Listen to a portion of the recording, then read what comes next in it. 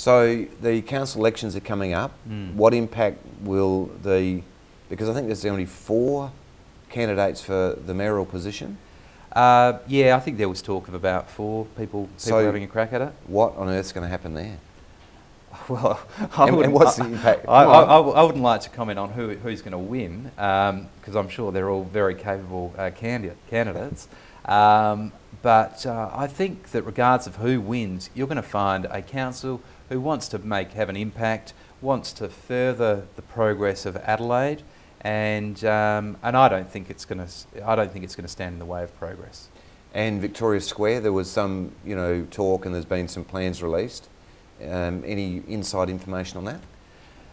By the way, Justin, we're not being recorded, are we? No. This is just a fireside chat and completely confidential for thousands of people. But so some inside information would be good. Yeah, look, all I know is that there have been some plans that I think have been endorsed by council. The plans include a lot of landscaping, turning Victoria Square into a better place. I know that some of the previous plans that were proposed, which included underpasses under Victoria Square, have been abandoned because not only because of cost, but also because it's going to have too much of a detrimental impact on the functionality of some of the streets that surround Victoria Square. But in terms of the timing, I'm not aware of when it's all proposed to be run out. Now, Justin, we've talked about the city, we've talked about West Lakes, we've talked about the potential to really put some oxygen into the city. But when it comes to the weekend, any city dwellers probably want to go down to the surf beaches, and I believe there's a nickname for this transit route down there called Sexy. Are you talking about the Southern Expressway? Is that right? Is that correct? Yeah, well, I don't know. That's the acronym that they use. Right, for it. So when will the Sexy one-way road turn into something serious? I think it's imminent. I think that there's a common thread at all levels of government which recognises that when a one-way freeway was installed 10 or 15 years ago, however long ago it was a mistake.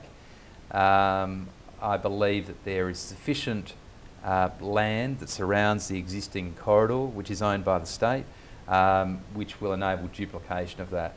And I just think it's imminent. It's a case of when's the budget? Budget's next week, 16th of this month. So you may see an announcement then. So with regard to the federal election, basically now we've got a Labor government, well, an independent government, but let's say Labor for the sake of this discussion. Yeah. And with the funding and, are we going to see something good come out of the election for South Australians, or do you think it's just a bit of a yawn? Well, I'm not aware that either party, either of the major parties, really had anything that they'd promised that was going to be of major benefit to South Australia. I think that probably with these minority interests, which are now quite loudly represented in federal politics, I think it's actually probably going to be somewhat dysfunctional.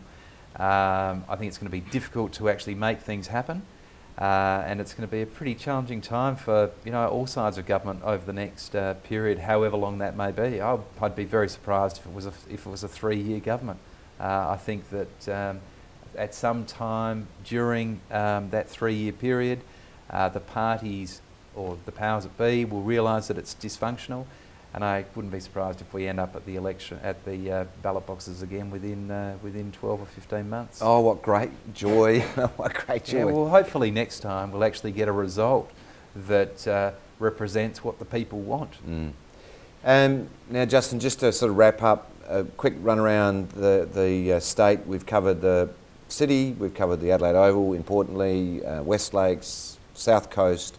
What's happening up in the hills area, what's happening far north, far south. Anything big that you can fill us in on that you're aware of? I'm telling you everything I know, mate. Well, you were involved with the 30-year plan. as a consultant? We're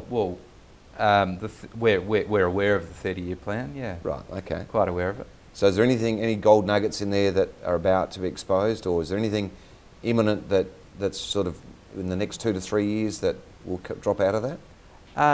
There's a whole lot of gold nuggets in the 30-year plan. There's a whole lot of gold nuggets for all of us, really, because the 30-year plan is all about taking a positive attitude towards development, ensuring development occurs and that housing development occurs in particular, to accommodate everyone who needs to be accommodated. And that has stimulatory effects which flow through the entire economy and benefit each and every one of us. So you're either in it as a developer, you're in it as a buyer, or you're just in it as somebody who reaps the benefits even though you're not actively involved.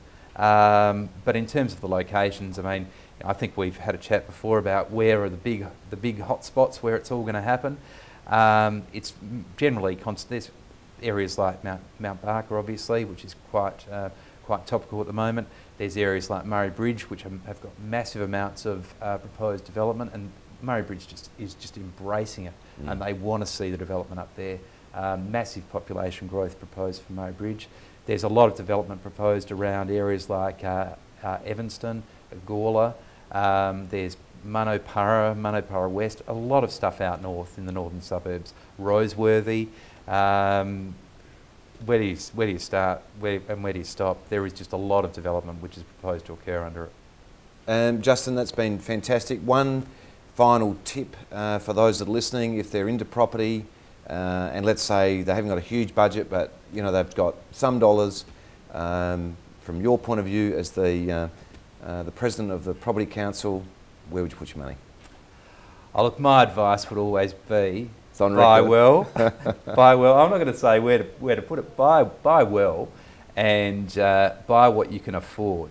I'm of the adage, based on history, that property always goes up in value, and for the period that I've invested in property, generally I've found that on a 10 to 12 year basis, your property is going to approximately double. It always has ups and downs, and that's just a reflection of a typical marketplace. Sometimes it goes up over a 10-year period. It might actually do nothing, but generally it goes up. You've got to get in it. You've got to be in it to win it. Just buy well.